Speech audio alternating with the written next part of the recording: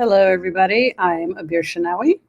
Good evening, everyone. I'm Doug Handy, and welcome to Real Talk Art Space. Yes, welcome, everybody. So today we'll be discussing federal education equity with an award-winning journalist from the New York Times, which I'm excited about. And there's like 7 degrees of separation, as they say, with Mr. Handy. Yes. So you might hear my guest refer to me in that manner. That's because we go back to when she was in high school, and it was my first year teaching. And when you start off as an educator, they try to rope you into as much stuff as they can in the building, because you want to be there, you want to help, you don't know any better. And one thing they asked me to do was to be the co-advisor of the senior class, and our guest was one of the officers of the senior class, and.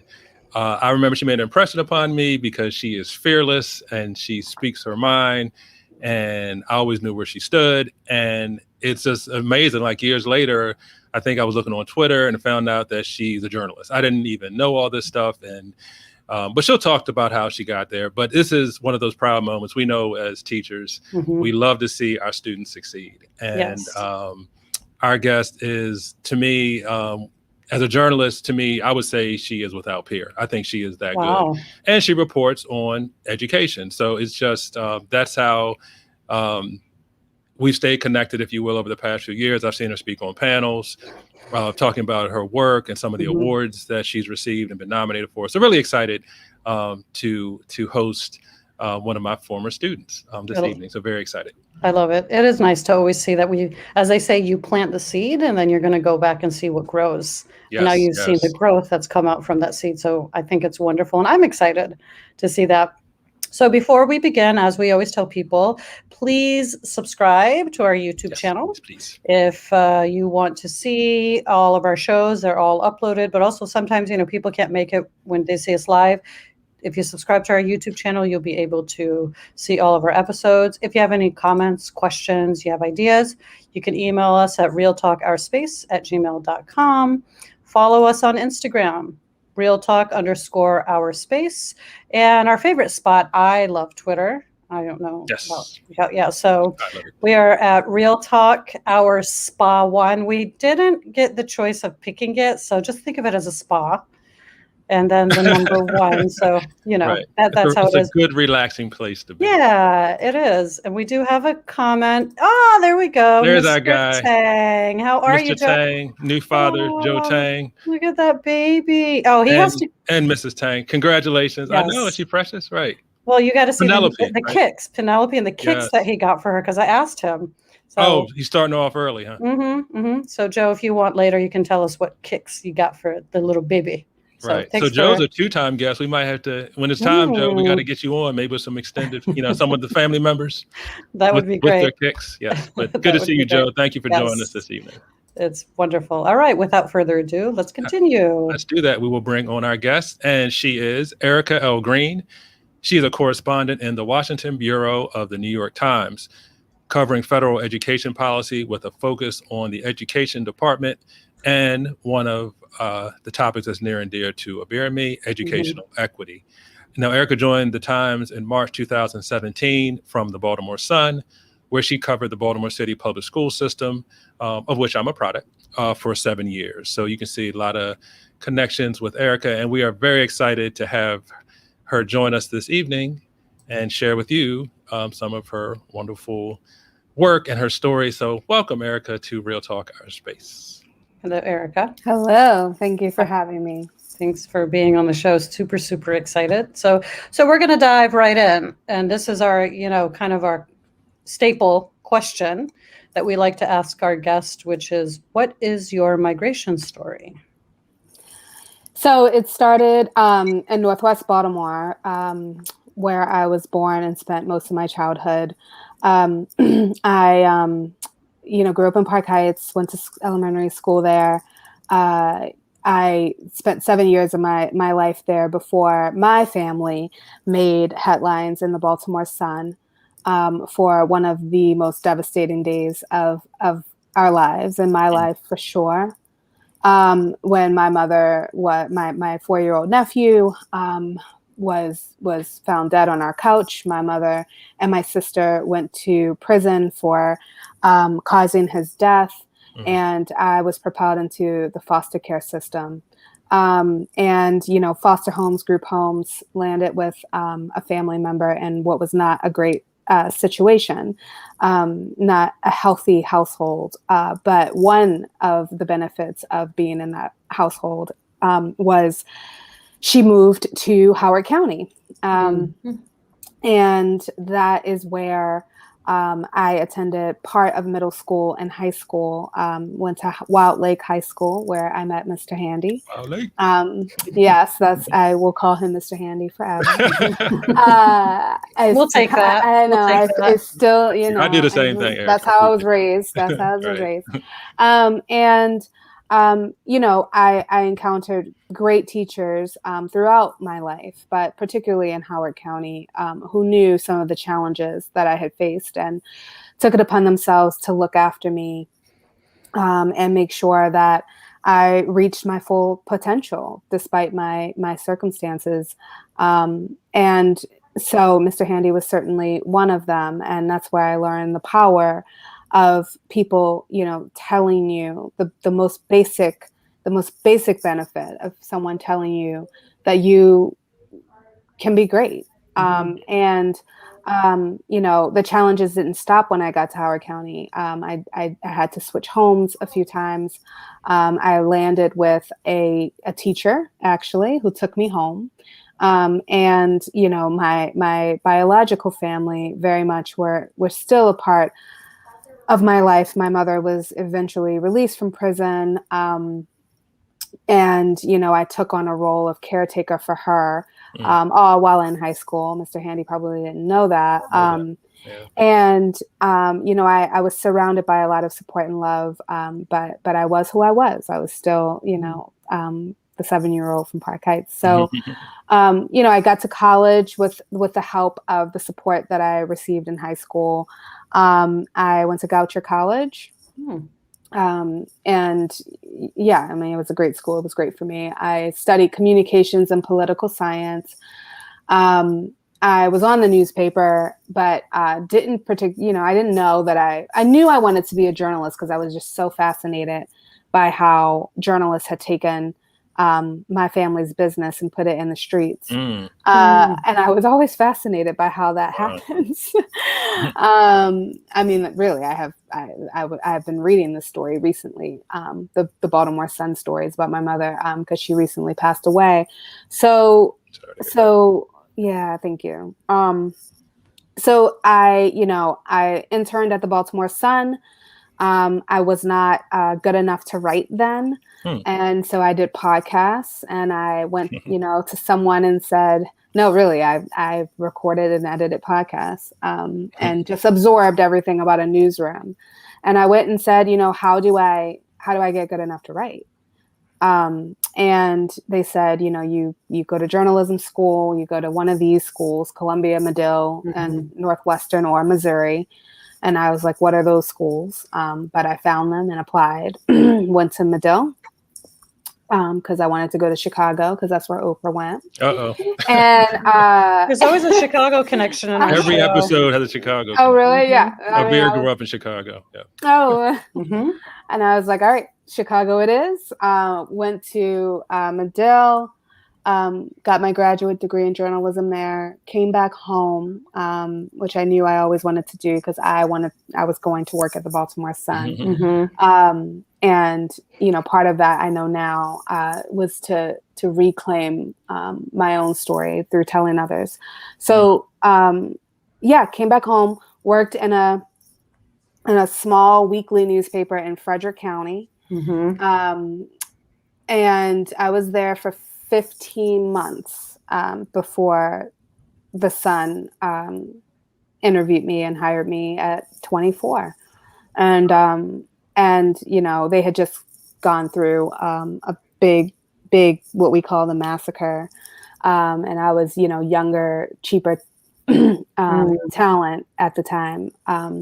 And, you know, I just went in and was on a mission. And I had no intention of covering education. I wanted to cover crime. That was a function of the fact that it's what I knew well, given my childhood and my family background. I wanted to be the next like Edna Buchanan of Baltimore City, who is a revered crime reporter from Miami. And but at the time they were just so thin, and the education reporter had left. And so I needed something to do. I didn't want to just, sit at my desk. And I went to the education reporter, Liz Bowie, and was like, can I help you? And I covered, no one was covering Baltimore City. And I covered my first story, like a month in, about like health centers being cut at the city government level, and a bunch of schools, and some of the most underserved neighborhoods in the city were having their health centers cut. And I wrote that story, and I never looked back. There wasn't even a conversation about the fact that Baltimore City was going to be my beat, or education being my beat. I just saw it on the website one day, next to my name in the directory. And that's how I became the Baltimore City education reporter. And I did that for 7 years, and was, had children and got married, and was, pregnant with my second child, unbeknownst to many people, when an email from the New York Times dropped into my inbox. And that was really jarring and scary. And that's just not a place that I had ever, really desired to work at, frankly. I mean, I was going to turn off the lights at the Baltimore Sun. I mean, that is what, when you come from where I come from, you don't want much except for what you want. Right. So yeah,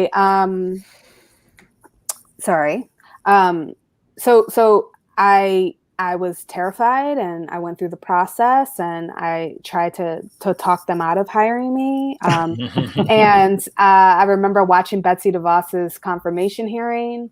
And I was like, thank God I don't have to cover that. And a month later, there I was in Washington, covering that, assigned to cover Betsy DeVos, a local reporter, no national experience at all. And that's where I've been. I'm coming up on 4 years on the 20th. And it's been a ride. Never say never, right? Yeah. I mean, look, it's been, this is just one of those things that happen that you don't see for yourself, but you always realize at some point that so many others saw in you. So it's a blessing, and I don't take it for granted. And it's not the end all and be all. Right. I like to say I'm not a New York Times reporter. I'm a reporter who works at the New York Times. And so, but it's a huge responsibility. It's one I take seriously, but that's how I've always been. I operate the same way at the New York Times as I have at as I did at the Baltimore Sun, as I did at Walt Lake, as I did in Park Heights. Right. So that's my story.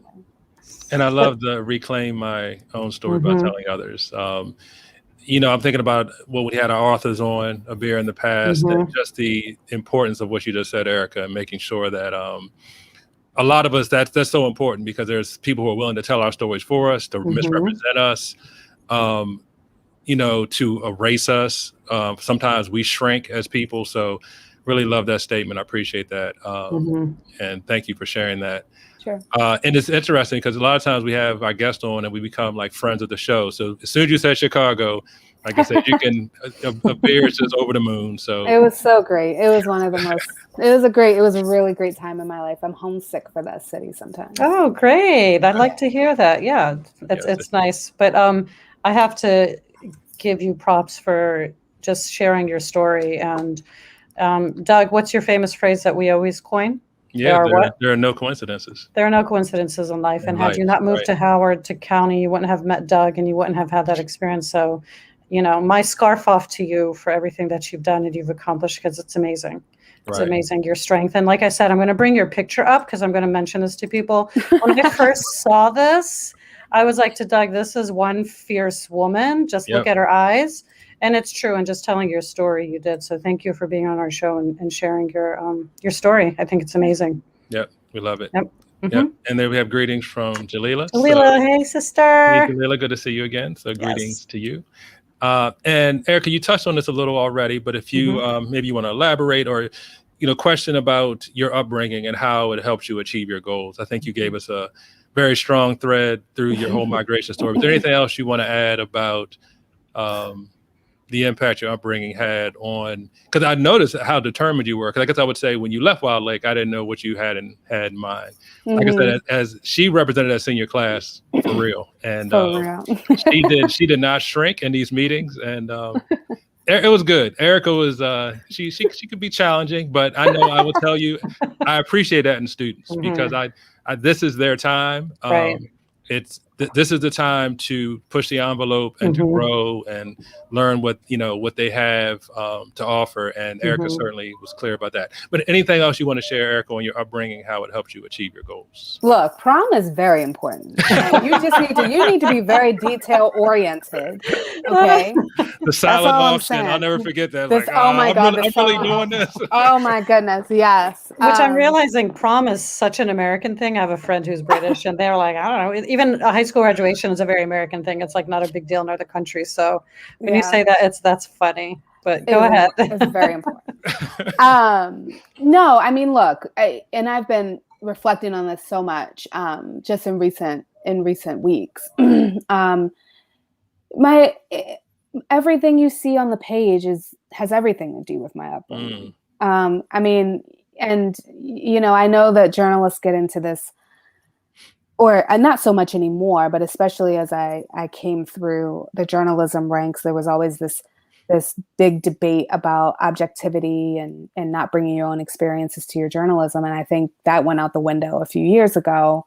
And the elevating marginalized voices, the highlighting injustices against children, also highlighting the incredible resiliency of children, holding accountable those who don't provide the opportunities that children deserve to reach their full potential.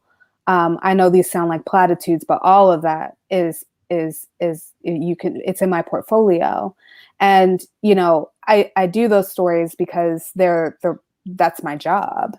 But I do them by centering people who have been, left in the shadows while other people have spoken for them or created a narrative about them. And, my job is to empower the young people of this country to make sure that, and to make sure that they get the education that they deserve. And so, I make no apologies for that. And that's very much a reflection of the fact that, I came from the actual bottom. And you couldn't tell me that just because I was traumatized or because my mother was a drug dealer or because, I had murderers in my family, that, virtually everybody in my immediate family went to prison but me. Wow. You can't tell me that students who share that background can't learn. You can't, no superintendent in the country can tell me that because I know differently. And so, it's at the root of everything that I am. And that's why you see the kinds of stories from me that you do. And I am fearless. I have lost everything. I can lose this job tomorrow and it will not be the biggest thing that I have lost. Right. So that is very empowering too.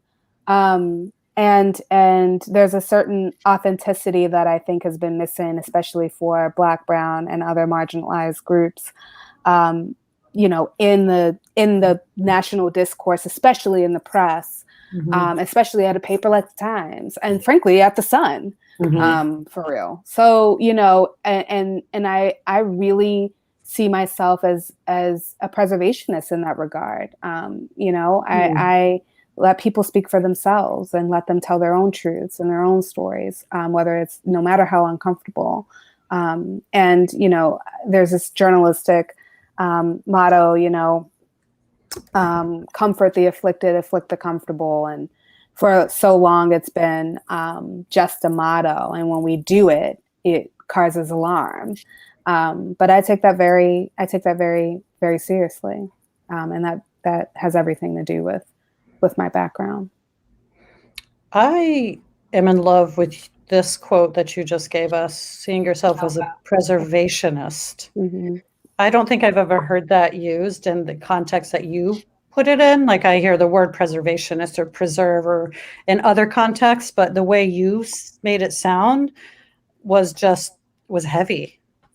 It really gave that weight to your work and what your mission is. So I think that's beautiful. I think we should start using that from now on, Doug. I mean, we do that, Erica. We take some guests. We'll give credit. It's fine. You don't have to give me credit. I mean, I always say, and I've said this, like, I see myself as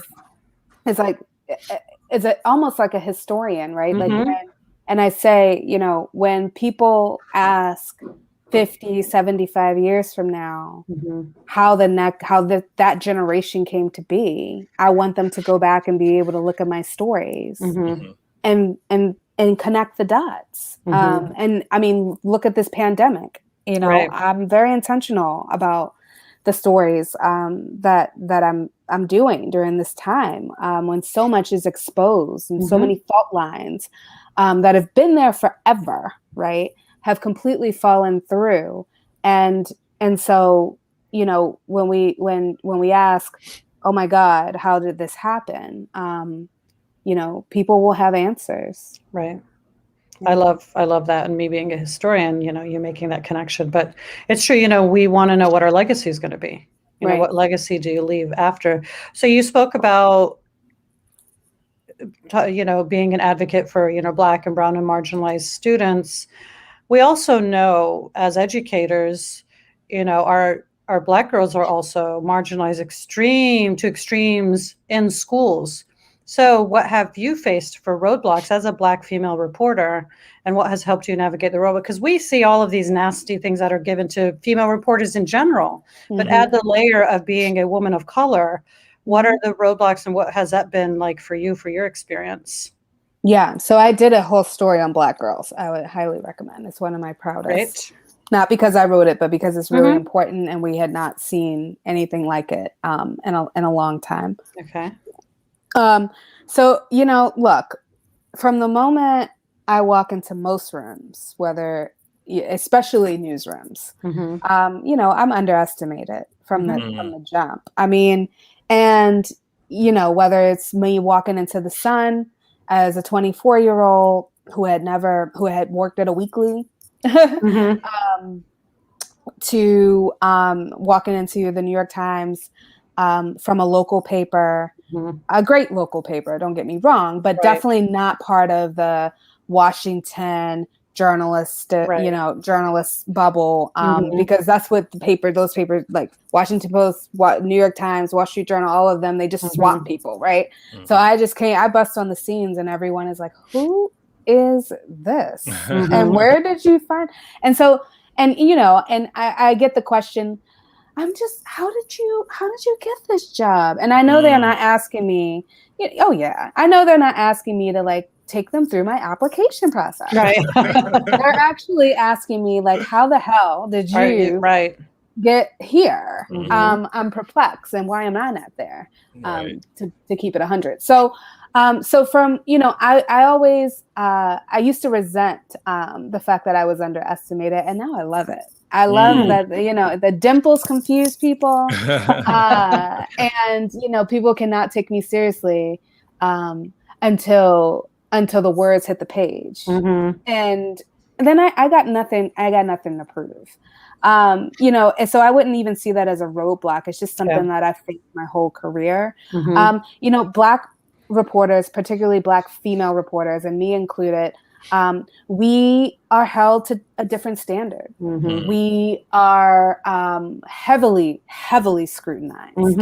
People are looking for motives everywhere. And that's why I'm kind of so open, right? You don't have to look, you can ask me. But we, you know, we just have to work twice as hard for half the credit.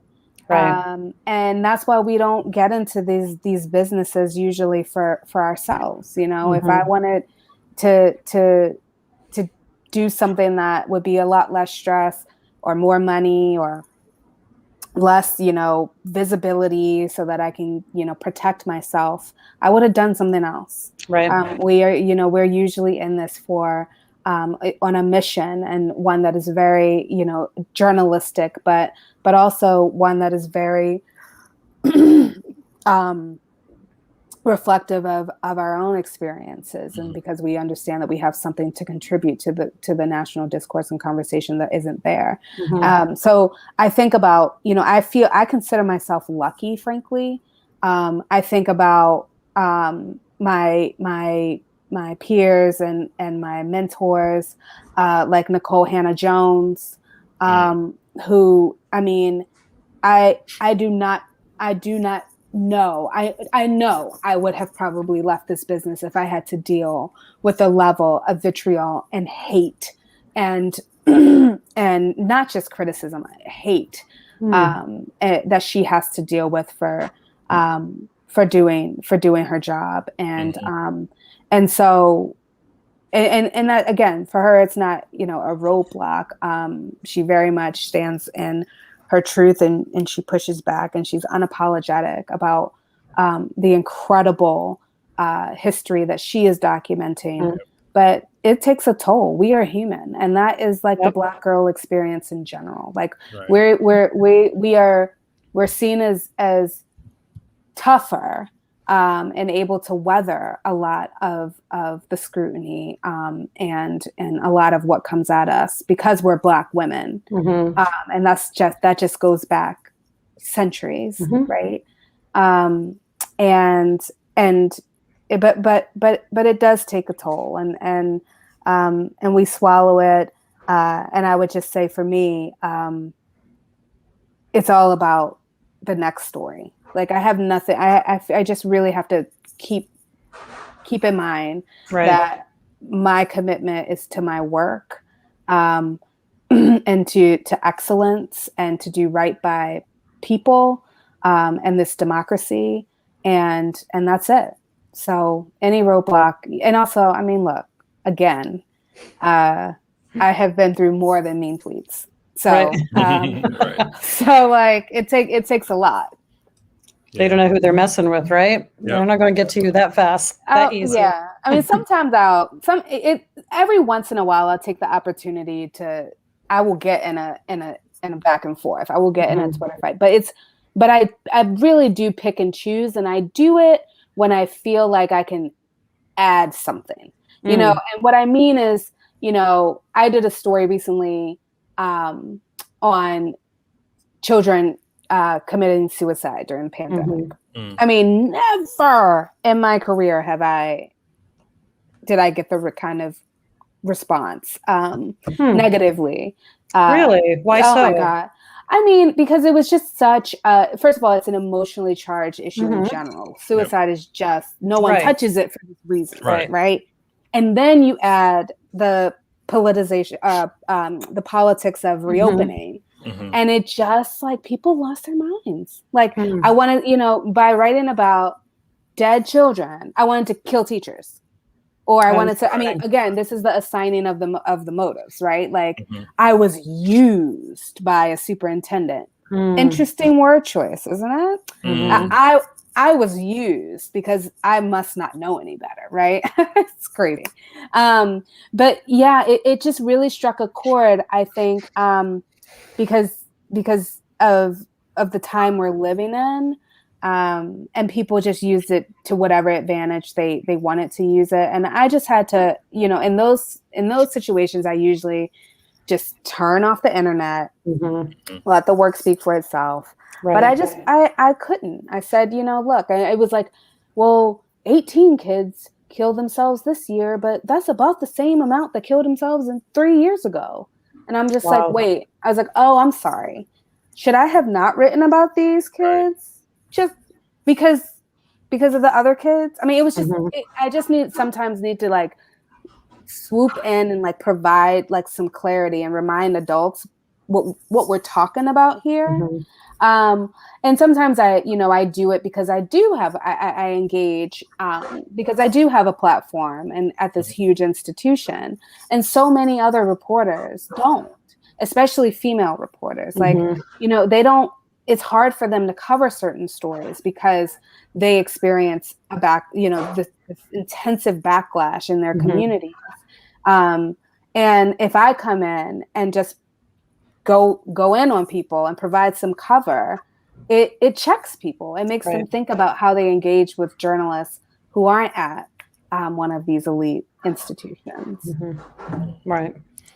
And check out Erica on Twitter, because she, the paper has this wide circulation. She has tens of thousands of followers, and it's interesting. I always like how you intro a piece, Erica, and then I'll see what you say, and I kind of read it and check it out. And like I said, outstanding journalism. And I've seen a couple of those Twitter skirmishes that you've gotten into. Yeah. You mentioned Nicole Hannah-Jones with the 1619 Project. I was reading a lot of that, just her constantly being on the defensive. And like you said, always having the agenda. And it reminds me of what we heard from, we had some Palestinian American authors, and we were talking about how, any writer of color, it seems, has to have some agenda. They can't be objective. And I'm thinking about you as a journalist, right? So there's no way you could objectively report on something. Right.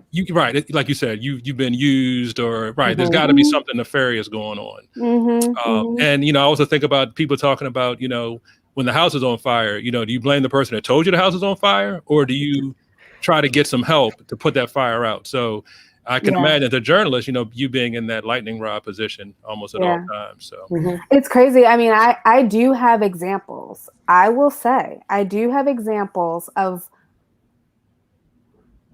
my pieces being criticized and my white colleagues who wrote the same story the same way. No one mentions that.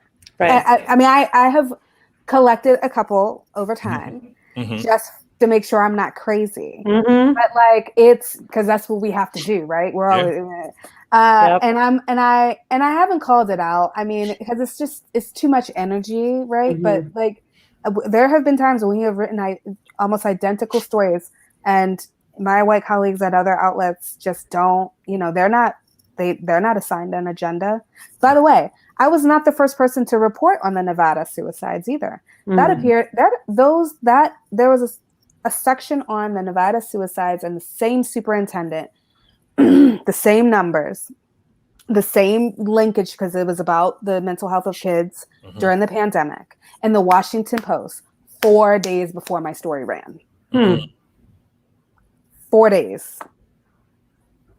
I mean, you're talking about something that's almost across the board in in all of the professions, Erica, where it's like women of color are set to a different standard and set to a certain scrutiny. Yeah.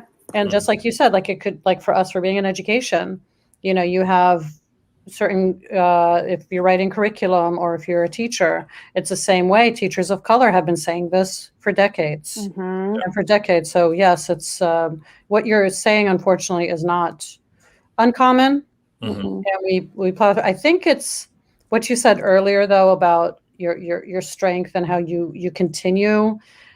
It's kind of like a catch-22 for those who want to break you, but then they know they can't break you, but they are jealous and envious of your strength. But at the same time, they try to get to your strength. It's this weird dichotomy of their own, psyche of how they want to analyze women of color. So I think everything you said, like I said, is not uncommon for women of color in many professions. No, not at all. Not at all. Not at all. Right. And I'm sitting in this comment for a while because this is how Erica started, right? And Kabir, we've had countless conversations amongst colleagues, right? And it's like you said, Erica, they start with, they underestimate you. And it's like you said, Kabir, something they have in their own head. So they've underestimated you, and then they find out what you're really about, and then it becomes a business of trying to take you down a notch. Like time and time, and like you said, story after story or project after project. So yeah, this is I'm gonna just And I will say, look, the 9 times out of 10, my pieces are widely praised. I have a lot of support, especially from my fellow colleagues in the business. And just from, outside sources, people I cover, even if they don't like a story, they think I'm very fair.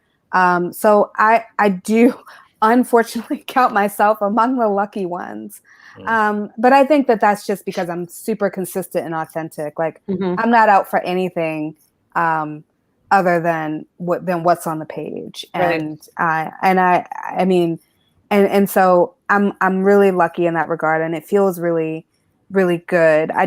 But I also just don't get too wrapped up in that either. I don't do anything for praise. You can see if you go to my Twitter, which is I actually kind of took a break. So if you go now, it's a little dormant, but I'm not like looking for Twitter fame. Like I will just tweet a story because there is an audience there that gets their news and looks out for those stories. But I just try not to get too wrapped up in the negative nor the positive reactions and because it can drive you crazy. And I also, it's a protective measure because I don't ever want to do this for any other reason than what I got into it for. And people can start to get wrapped up in what other people think of them and expect of them. And I just can't do that because then I won't be me. Right. So let's talk about the stories a little bit more then. Yeah. Do you have some favorites? Any favorite stories or investigations? You got, like, say, your time at the Sun. Yeah. At the New York Times. So at the Sun, I mean, I just love my every day at the Sun. I mean, I just, I will say one of my two favorite stories. The first was we call it my breakout story. It was like for 2 years I had just been doing my due diligence and like really covering my school board meetings and like really trying to just do a good job of covering education and learning how to cover education too, right? And then I did a story about the use of procurement cards or P cards by North Avenue, which was headquarters in Baltimore.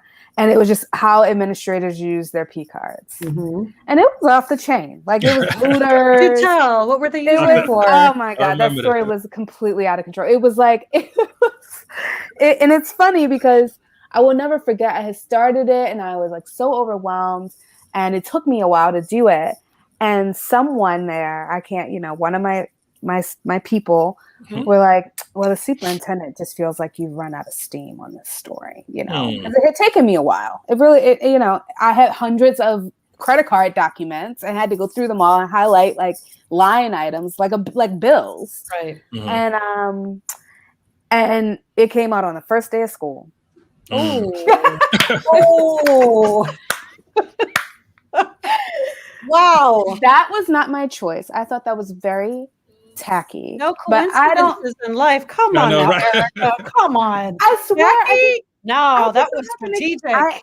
I was like, please just don't do this. It's about the kids. So, but that was a story. Yes, because it was scandalous. But it was also accountability, right? And I didn't just cover like, yes, okay, I covered like the stuff they spend stuff on. But, in the subsequent stories, because I did a couple more, I always equated it to like, they spent this much on this. This could have fed 200 kids. Wow. Like, oh yeah, I was so, and that's what I'm saying, right? Like it's never about me or trying to take anyone down, but it was a big accountability story, and it really did put North Avenue on notice. And so so the next board meeting, I was walking in, and one of the administrators was in the parking lot, and she just was like, hide your kids, hide your P cards, Erica's coming. And like, from then on, every time I walk up, they're like, what you want? What are you doing? What are you looking for? What? But I had a great relationship with them because I was, super fair and consistent. And another one was a story. It was part of a series of stories I had done on the juvenile justice system in Maryland. And it was one that landed like at the end of the year, and it didn't get that much attention, but it was I had followed a young man who had been in a facility, and I'm blanking on how many days. It was he was like, though he had been locked up longer than any child in Maryland ever. And it was this judge who had just kept him in, like refused to let this kid go. His name is Michael, and I'm like going to look it up because it was, I want to say 847 days, but, and he was in, and this judge was a problem. So we were already on to him, and once he was finally released, I followed him for a year. And I followed his family for a year and saw I was like, how does a young boy who went in at 13 and got out at 16, like function? And it was, and if you read it, we just lay it out like month by month and like these turning points, and ultimately, spoiler alert, he just couldn't do it. And he went back in, and he was institutionalized. And it was just a really powerful narrative and example of what systems do to children and to families, right? Because when you break a child, you break a family too. Right. And you multiply that by how many kids are in the same boat, maybe not as long, but long enough. And so that was one of my favorites and most impactful. And at the times, I mean, the Black girls story, the school discipline story about Black girls and what they endure was definitely a moment. That was a very big deal for Black girls and Black women in this country. What's another favorite? I always hesitate with this question because I don't want to play favorites. Right. But like, I mean, that was a big one. I would say the T.M. Landry story was huge. The story about the school in Louisiana that had the viral videos of kids getting into Ivy League colleges. Oh, yes. It was not a favorite story by any stretch. It was a horrible story, and it was probably the worst reporting experience of my life. But it needed to be done. And that obviously made a big splash. It was on, it was part of the New York Times' TV series called The Weekly. I am writing a book on that story with my co-author Katie Benner, who covers the Justice Department at the Times. So that was a really important story. But yeah, I would say those are the ones that I would highlight. I feel like I'm forgetting, but those are the ones I wrote down in preparation for this. So.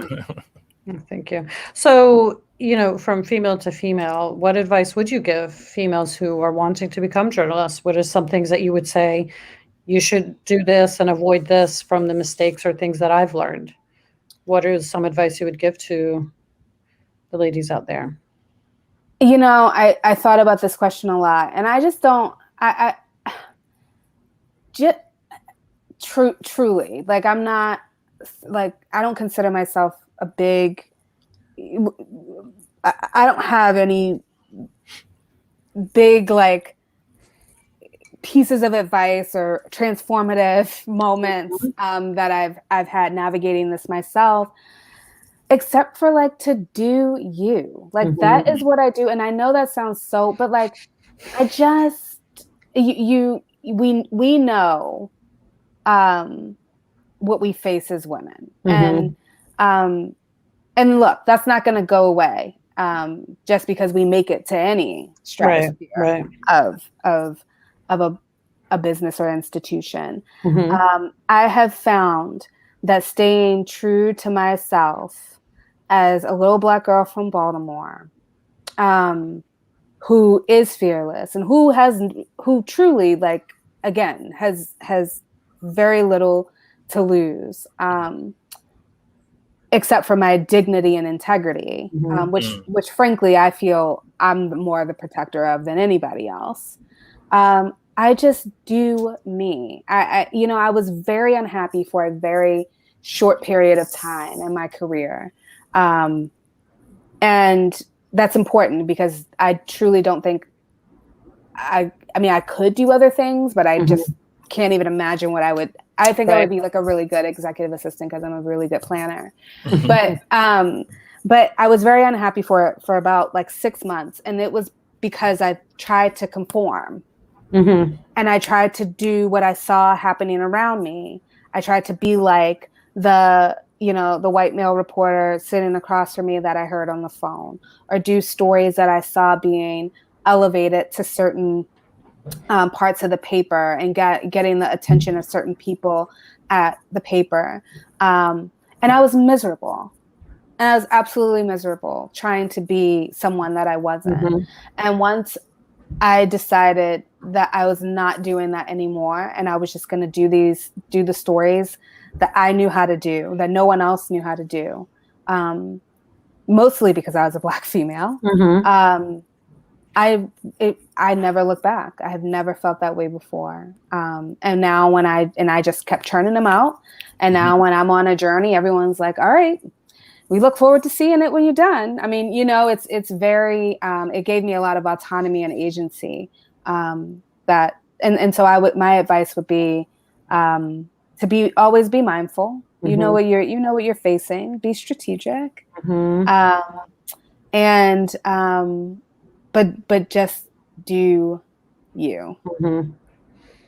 I like the strategic part, because although some people want to be as authentic as they are, I think one of the best pieces of advice I got from a female administrator that I have, who are still good friends, she's like, Abby, remember, if they're playing checkers, you got to be playing chess. Which is true. Life is all about strategy. And I think for females in general, you got to be one step ahead of the game. Yeah. And lean on your fellow women. I mean, I would not. Oh my God. That is my advice. There you go. I could not have navigated. Yeah. See, we got there. We got there. Talk it out.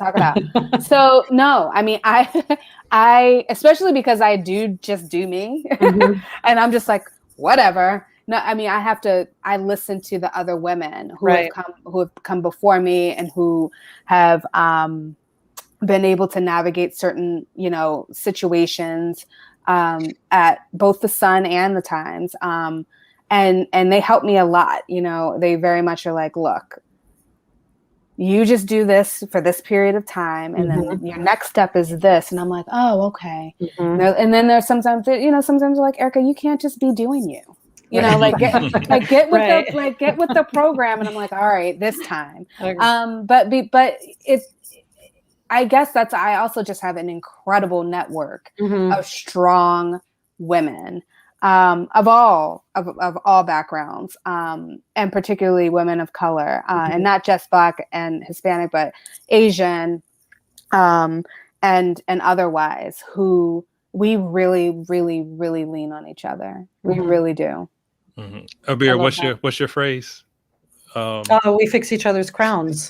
Yeah, that's what we do, because sometimes they get a little tilted, but we kind of and we don't want to tear each other down. So we fix it. I think I got a rap career going on, but no, I think that's profound. Having, I think, for females, that particular crew, and I think humans in general.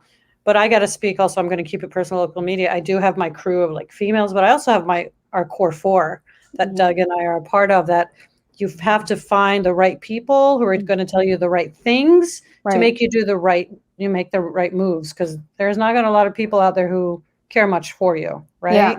Yeah. So you got to be, going back to the strategic about that. So, I collect them. I mean, with some there are days that I'm going, even just having lost my mother, like I'm going through it right now. Like I cannot get through through days right. sometimes, or stories where I'm just like, I'm not feeling it. Like, tell me.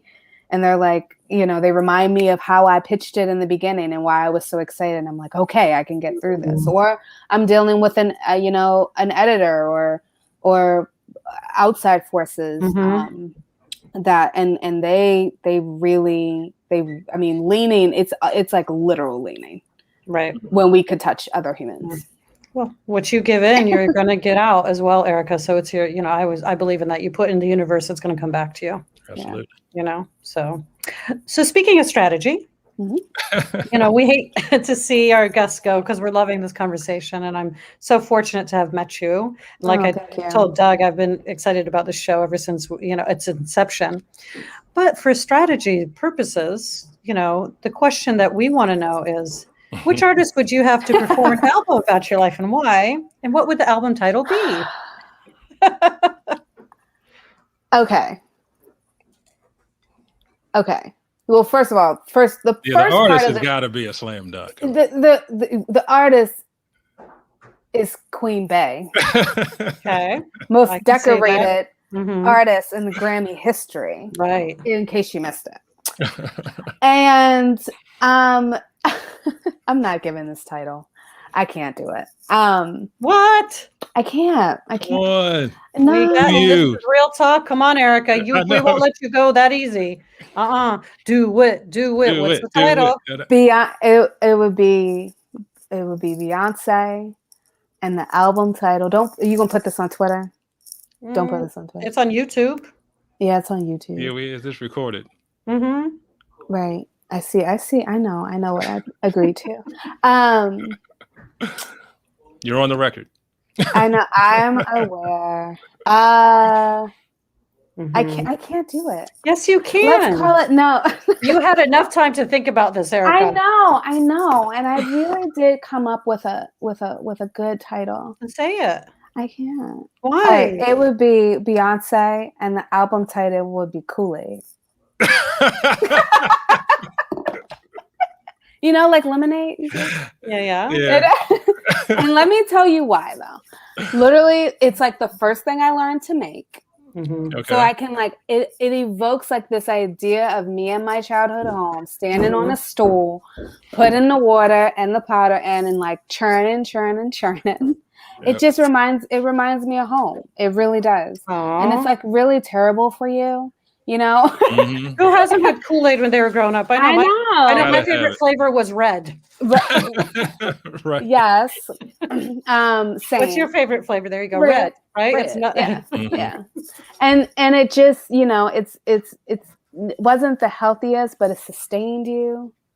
And it just reminds me of home. It very much reflects. That makes total sense. I think that's amazing. And Beyonce did lemonade, so you can do Kool-Aid. I'm just saying. Right. You know, she's giving homage to her Southern roots with lemonade, and you're doing it's got a metaphor right there, but Kool-Aid, as long as we're the same flavor as red, that's good with me. Flavor. Right. Beyonce, if you're watching, make that album. Yes. All right. Wonderful. Okay, so Erica, we appreciate your time with us. Before we let you go, though, we do have one last question for you. So it's a little routine we do here on Real Talk Our Space. We call it the 4x4 Challenge. So you talked about, your upbringing and things that helped you become who you are and impacted your life. So one of the things for me and for Abir as well is hip hop. So we talk about the foundational aspects of hip hop, so graffiti art, DJing, breaking, b-boy, b-girl, and of course the MC. So we just asked as a guest, can you name one person or one artist from each of those pillars that has resonated with you throughout your life? Surprise! Wait. Notice how we keep that out of the questions. Yeah, but go back to the pillars. This I know they usually ask, your pillars. So MC. B-boy, B-girl, DJ, and graffiti art.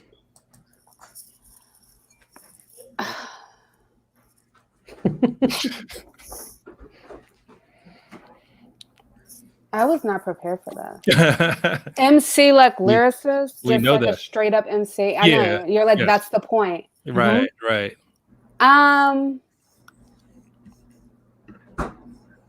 I'll go with, I mean, who has influenced my favorite, it has to be Biggie. Okay. You make the criteria, Biggie. Okay. Mm-hmm. All right. I just went with it. So that's your MC. How about if you know B-boy, B-girl, DJ, and graffiti artist? I don't know any graffiti artists. Okay. A DJ. Mm-hmm.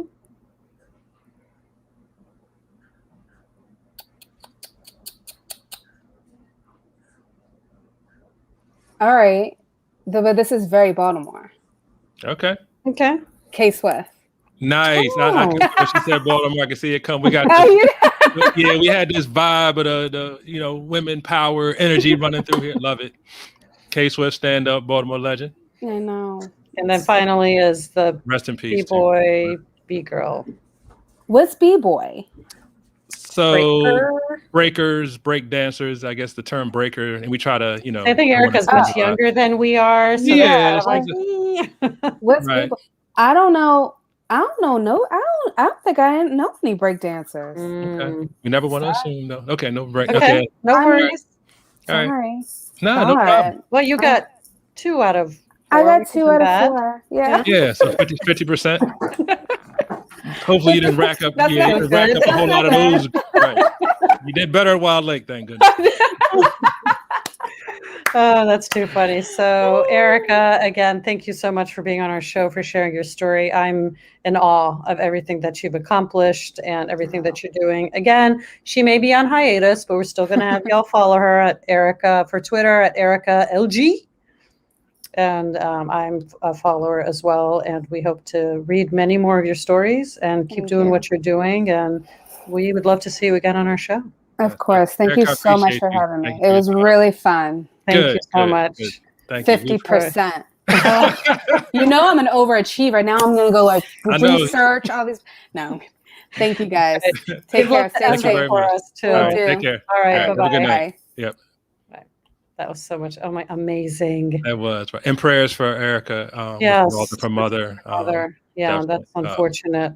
And it's amazing how the human interaction and human emotions reconnect, even all the trauma that she's been through. And she ended up being the caretaker for her mother and everything that she wasn't resentful or bitter, like just amazing for people to have that in them. So, thanks for introducing her to us, Doug. You're welcome. My pleasure. And I knew part of her story, but not all of it. So I really appreciate her being so open and sharing with us, and just loved it. So the migration story just took off to just love the way it all unraveled and how she shared with us. So so we are appreciative of Eric and all of our guests. So thank you for those who joined us this evening and those who are watching or recording. And so, Bear, what's next for us?